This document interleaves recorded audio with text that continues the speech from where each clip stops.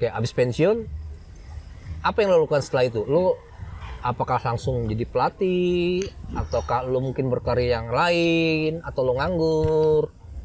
Ya setelah itu kan pasti berkecimpung seputaran taekwondo aja ya. Ya pasti melatih.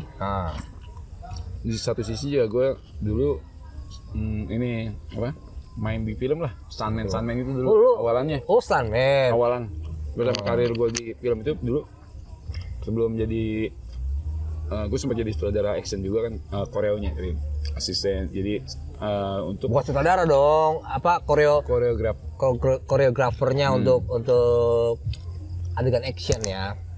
Jadi tapi gue sempat menyutradain juga, membantu pengambilan adegan gitu. Oke, film apa aja yang pernah lo ikut serta di situ? Jadi stuntman kah atau jadi koreografer kah?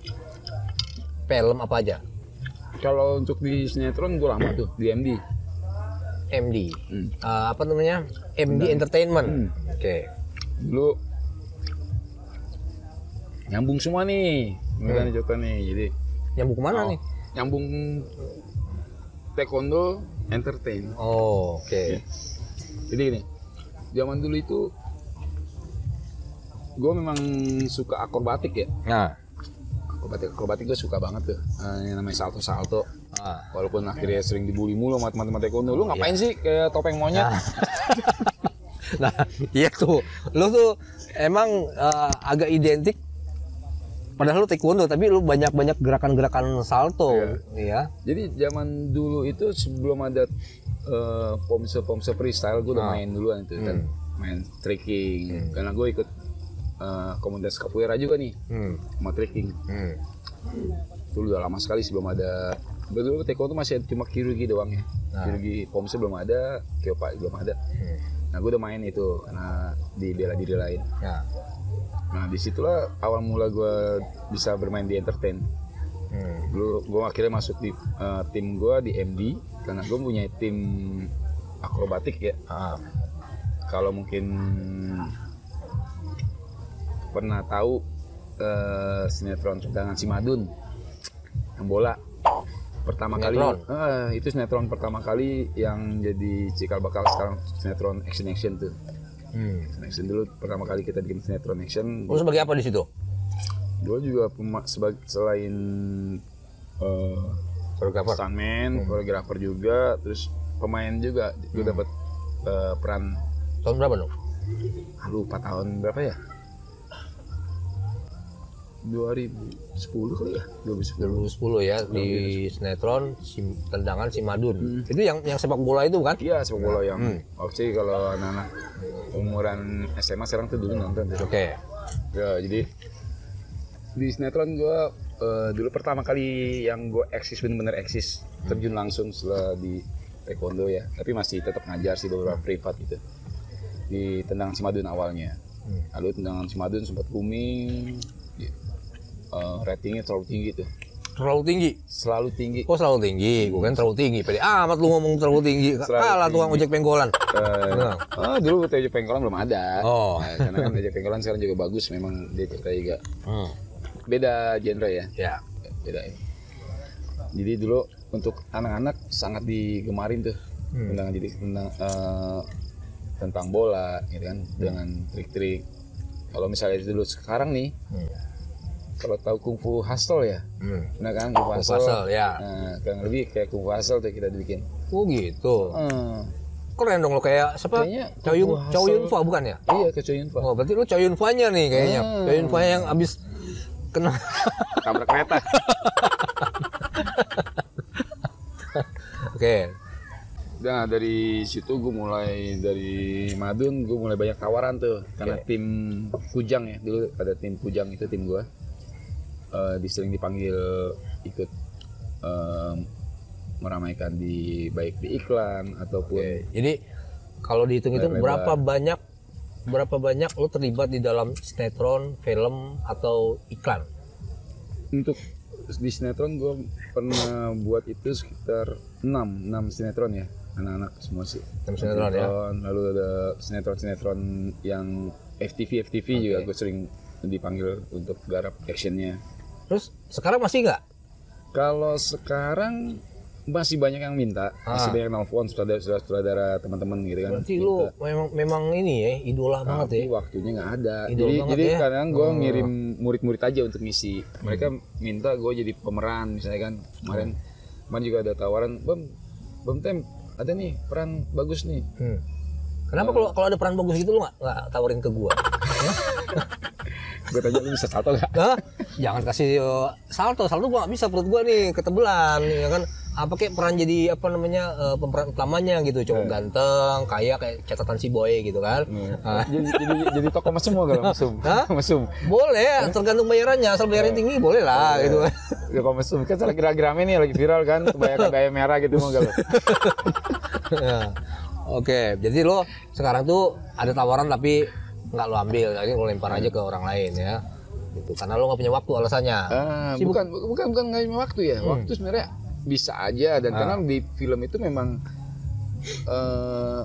pemasukan lebih besar dari ini kan setiap bayaran ya. Fee-nya itu besar sangat besar lah ya. Kesehatan. Jadi gue selama di sinetron itu gue berkecimpung kurang lebih 4 sampai 5 tahun ya. Main itu jadwal tidur gue berganti Cang. Siang jadi malam jadi siang ya. Tuh karena dulu kalau sekarang sih enak, sekarang udah ada jam sehat dibilangnya, jadi mereka syuting cuma sampai maksimal jam 9 udah harus berhenti. Berarti sekarang lu nggak pernah begadang lagi ya? Udah normal ya? Tapi gue udah taekwondo aja. Nah, waktu saat zaman gue dulu itu belum ada jam sehat masih, jadi syuting jam 2 siang kita callingan sampai jam 2 atau jam 3 siang berikutnya. Habis ya badan. Jadi sekarang lu murni taekwondo tok ya? Taekwondo tok, dan juga ada ya orang tua sih kadang-kadang atau murid gitu kenalan ngajak kerja, mesti join gitu. Oke. Ada side job lain ya. Tapi jelas pokoknya lu kegiatan pokoknya adalah di taekwondo. Oke. Nah, tadi lu ngomong soal freestyle. Ya kan? Kenapa sekarang lu tuh kayaknya identik dengan taekwondo sambil salto sampai dibully-bully, dan lu cuek, ya kan? Lu nggak ada masalah lu dibully-bully seperti, dan lu tetap seperti itu, seperti lu nggak dengerin aja gitu. Nah, itu maksud lu apa sih? Lu taekwondo sambil bersalto. Jadi zaman dulu itu taekwondo tuh tendangan, cagi, dolio cagi, pomse. Ini lu ngapain lu pakai salto? Jadi gini. Zaman dulu itu sebelum ada taekwondo freestyle ya, terutama di pomse atau yang sekarang lagi booming atraksi di setiap event kita bisa lihat mereka atraksi gitu kan, main keopa. Dulu itu belum ada di taekwondo di mungkin di Korea sudah, tapi di Indonesia belum. Nah, karena gue dulu bergabung di komunitas trekking itu ya yang tendangan sekarang ini, yang ya salto nendang itu. Jadi gue suka, karena gue belajar, gue mencoba. Dulu kan belum medsos belum seheboh ini kan. Tapi gue sudah, Facebook udah ada ya dulu ya? Dulu Facebook sudah lama. Dulu gue ingat tuh kalau yang itu Friendster ya, zaman dulu gue masih kuliah Friendster. Tapi nggak tahu kayaknya udah nggak ada sekarang. Jadi gue dulu dia bikin video-video dengan tim gue tuh. Jadi gue paduin dengan taekwondo. Dulu kayak di Facebook waktu pas di ramenya di pas Madun itu kan. Sudah mulai bisa dilihat orang banyak, makanya banyak orang yang benar sih mereka kagum sama gua gitu. Siapa yang nggak kagum ya kan? Si kaki petir, wajah ganteng, badan atletis, kaki petir ya kan? Dan mereka tahu gua itu orangnya humble nih, ya nggak mudah marah. Jadi nih mereka humble terasi apa humble dadak nih?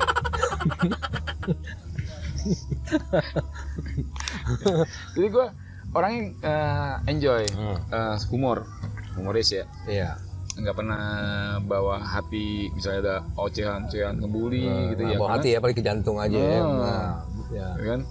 Jadi gue anggap ya cuma namanya bercandaan gitu kan. Jadi di komentar-komentar tuh, wah ini topeng monyet nih, ngapain sih ini taekwondo dikit, kadang suka gitu kan, karena sedikit-sedikit salto gitu. Oh iya ya, gue baru ingat. Orang-orang dulu taunya topeng monyet bisa salto gitu kan. Gue baru ingat, ya memang kalau topeng monyet itu pasti disuruh salto.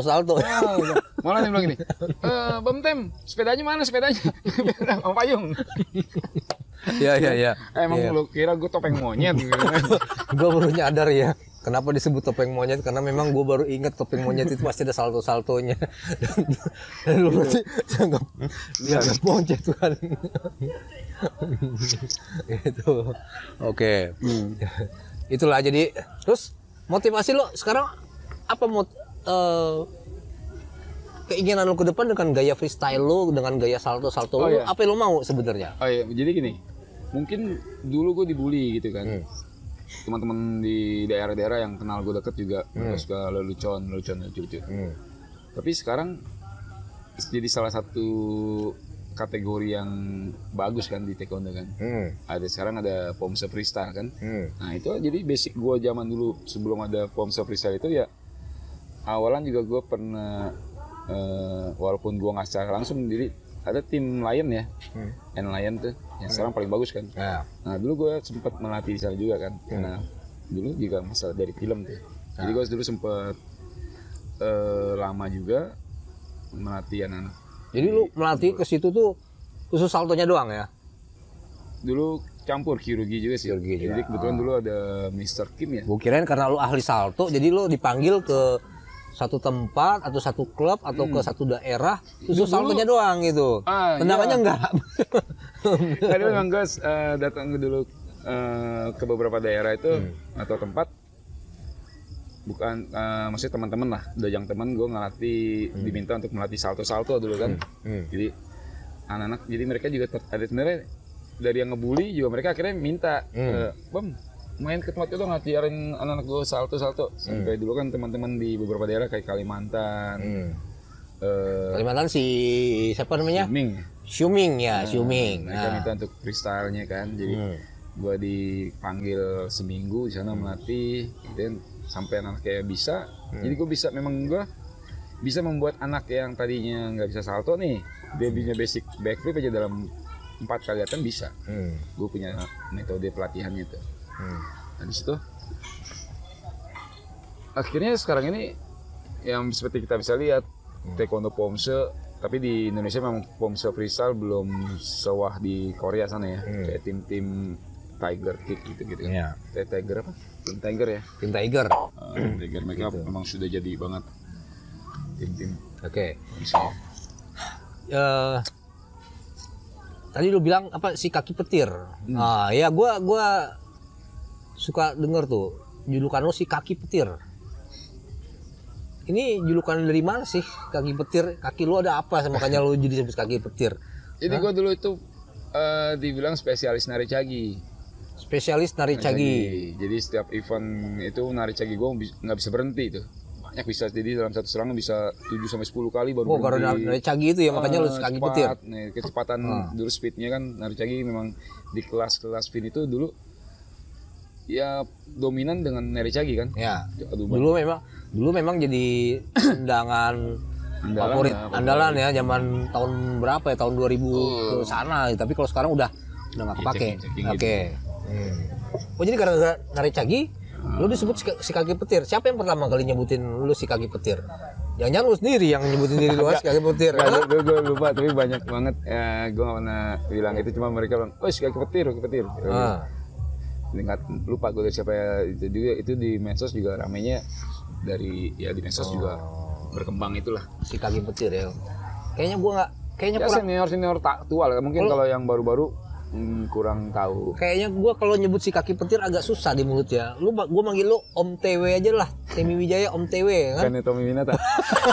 Ya kan, ya anggap aja sama ya kan, siapa tahu lo bisa jadi Crazy Rich juga sama Om TW yang itu kan. Gitu. Oh jadi kaki petir itulah ceritanya ya.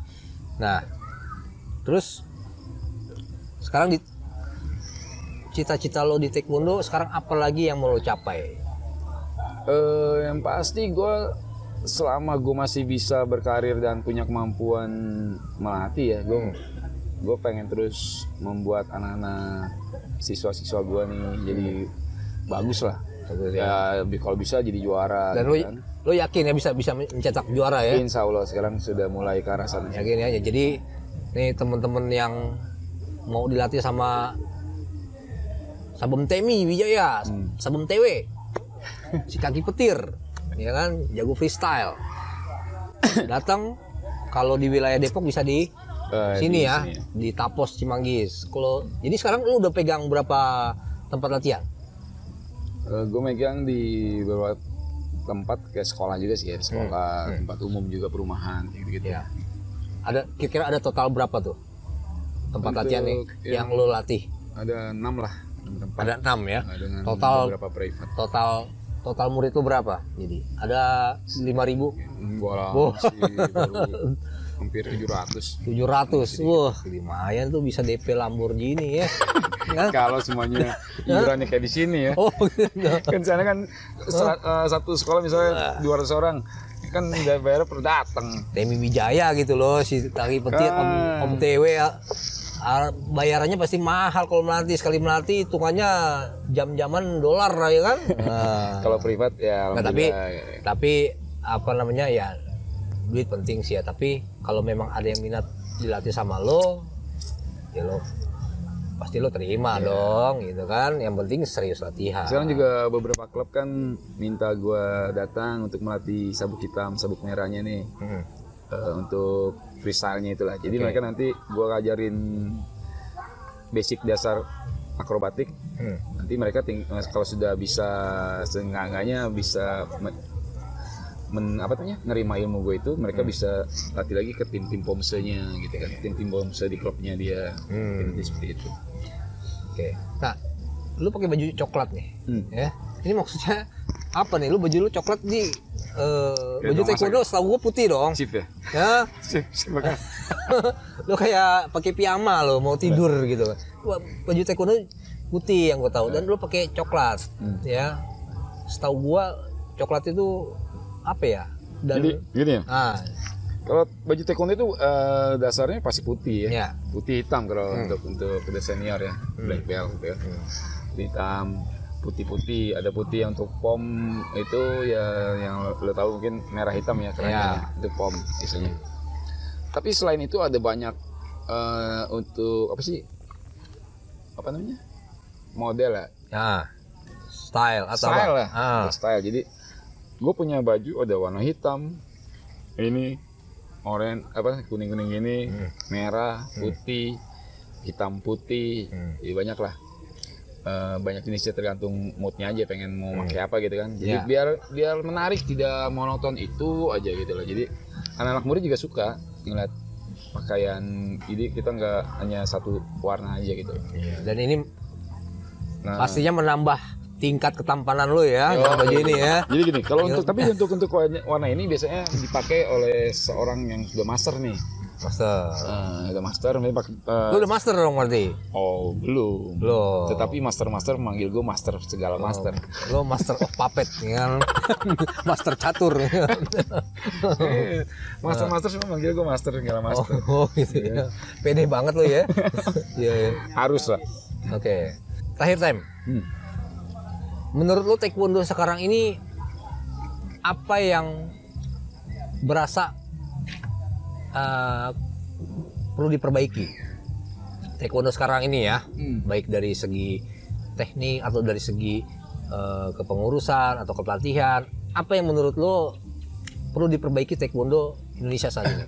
Kalau yang pasti gue cuma pengen terus individu ya, individu. Sekarang kembali ke pengurusan nih. Ini bukan hanya di satu daerah, semua daerah sama lah. Namanya orang punya ego masing-masing, punya kelompok masing-masing gitu kan. Gue pengen tuh antara pengurus itu bisa solid ya, karena di sini juga kita nggak bisa tutup mata secara global nasional ya. Hampir gue tahu beberapa teman-teman di daerah pun sama, baik PBTI maupun Pengprov ya, maupun Pengcap ya. Itu saling sikut-sikutan lah. Gue langsung ngomong aja, mereka ini hampir ini secara umum ya. Tiap daerah juga sama yang mereka rasain tuh di pengurusan itu tidak solid. Karena mereka itu punya kepentingan kelompok nih. Jadi dalam satu, nggak mungkin dong dalam satu. Bener nih, ini lo ngomong fakta apa ngomong fakta? Fakta lah. Iya. Nah ini harus diluruskan, harus punya kesadaran nih tiap individu kalau pengen bikin taekwondo Indonesia maju. Mereka harus legowo gitu loh ya. Kalau memang dalam satu pengurusan posisi tidak bisa, ya itu harus diambil voting atau musyawarah lah ya. Jadi mereka ini berebutan nih, misalnya di posisi pelatihan. Di sini punya satu daerah misalnya punya orang yang potensial ada banyak, tapi yang dipilih kan cuma satu. Atau yang pelatihan, atau ada pelatih kepala, pelatih asisten. Nah, sisanya nih yang merasa punya potensi juga nggak suka misalnya, kok gue nggak dipilih, karena mungkin ada kepentingan juga nih pelatih yang dipilih, mungkin gue nggak tahu ada faktor apa bisa masuk situ. Nah terus yang pasti kan yang tidak dipilih ini akan bikin satu apa nih, oposisi lagi ya kan? Kayak udah kayak di pemerintahan aja ya. Kita nggak bisa tutup mata juga, kita bisa lihat atlet-atlet nasional zaman dulu. Di kita kan ada PBTI, ada UT ya. Mereka itu ya karena ego mereka salah satu tidak dipakai di satu organisasi itu, mereka akhirnya masuk ke organisasi yang lain. Akhirnya mereka juga berbenturan gitu kan. Nah ini yang dirugikan bukannya siapa-siapa tapi atlet nih, karena kalau mereka mungkin berpikirnya perut. Gue bilang mereka itu nyari posisi. Oh jadi yang lu maksud adalah masalah yang muncul adalah apa namanya, karena nggak solid akhirnya ada pihak-pihak lain yang bikin oposisi, artinya bikin organisasi sendiri gitu ya. Betul. Tidak membuat organisasi sendiri, tapi dia mungkin sudah ada organisasi yang berseberangan, misalnya ada dua organisasi bela diri taekwondo ya misalnya. Nah yang tidak ini mereka lari ke oposisinya itulah, yang swasta, istilah ada swasta dan negerinya nih. Kalau misalnya dibilang, nah mereka yang di negeri nggak dipakai lari ke swastanya misalnya gitu. Nah di sini yang bikin taekwondo tidak solid. Nah, jadi mereka saling ya, walaupun ketemu tapi di dalam organisasi ya seperti politik sekarang lah, panas-panasan gitu. Nah ini semua daerah, ya mudah-mudahan nggak semua ya, cuma yang banyak daerah yang gue kenal, yang gue tahu teman-teman, mereka juga sama mengeluh, anjir di daerah gue, di Pengcap, di Pengprov gontok-gontokan nih cuma mau ngejar karena posisi ketua atau kepengurusan Pengprov atau Pengcap gitu. Karena ya kita nggak bisa pungkirin di situ basah ya bilangnya, posisi basah. Ada duit ya, ada anggaran ya. Ada anggaran besar yang bonus-bonus. Ya gue bilang dulu gue juga sempat dipanggil jadi pelatih selatan juga kan di DKI ya. Cuman gue ngeliat kondisi seperti itu, dan juga gue orangnya juga taruh lah, gue nggak mikir kesana, tapi gue orangnya pengen bebas. Jadi gue ngelepas itu karena kebebasan gue melatih tersendat, karena harus ada aturan ngajar sekian. Oh jadi lu pengennya bebas ya, nggak banyak aturan ya. Lu senangnya jangan sampai pergaulan bebas, itu nggak bagus gitu. Ya mungkin kalau misalnya dipikir penghasilan tadinya banyak private, karena memegang satu daerah itu jadinya berkurang banyak gitu. Ya, gue bisa narik kesimpulannya adalah supaya taekwondo Indonesia ini bisa bagus, prestasi atlet bisa meningkat, kepengurusan itu harus solid. Ya kan, jangan saling gontok-gontokan. Ya kan? Tapi yang namanya gontok-gontokan itu kan pasti ada dimanapun, tapi persaingan itu pasti ada. Nah di sini maksud gue cari solusi.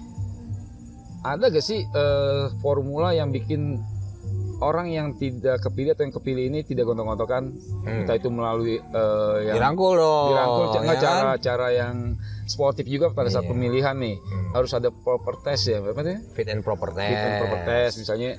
Jadi dan dibuka itu untuk orang yang memang mempunyai standar. Kalau itu sih menurut gua ya itu artinya kalau yang nggak terpilih rasanya tidak puas, itu harus tugas pengurus itu merangkul. Betul. Ya kan, merangkul supaya tahu apa yang dia mau. Tapi itu untuk ke depan kalau menurut gue sih, untuk di tiap daerah nih, Pengcap atau Pengprov misalnya, untuk mencari posisi pelatihan nih, utama itu dia harus buka open. Karena di situ tidak cuma satu atlet yang punya potensi melatih aja gitu. Ada banyak nih. Mungkin bisa dibuat satu kompetisi apa ya fit and proper test itu lah tadi. Dan dibuka untuk umum, untuk misalnya mencari pelatih. Gitu. Atau di kan sebelum kita ada apa namanya pembentukan tim di Platda misalnya kan ada pencap-pencap, ada prof kan. Nah mungkin dari atlet-atlet yang paling banyak masuk mungkin itu seleksi untuk masuk seleksi di mencari ke pelatihan utama. Gitu. Harus ngomong dong lo sama pengurus-pengurus. Kalau gue ngomong harus pakai botol.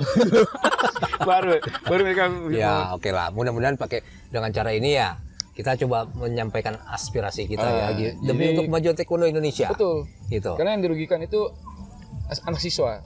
Siswa ini yang nggak tahu apa-apa soal permasalahan di atas, mereka kena imbasnya. Mereka jadi tidak bisa berkarir karena mungkin ada gap-gapan antar pelatih gitu kan. Oke Tim, ini udah makin malam. Ini makin malam makin mana sih, cuma ntar lo ditungguin bini, gue juga ditungguin bini nih. Ya kan? Ini udah ini. Pokoknya masih banyak sih sebenarnya yang mau gue omongin. Kita buat bahan-bahan pembicaraan kalau soal taekwondo mah banyak lah ya.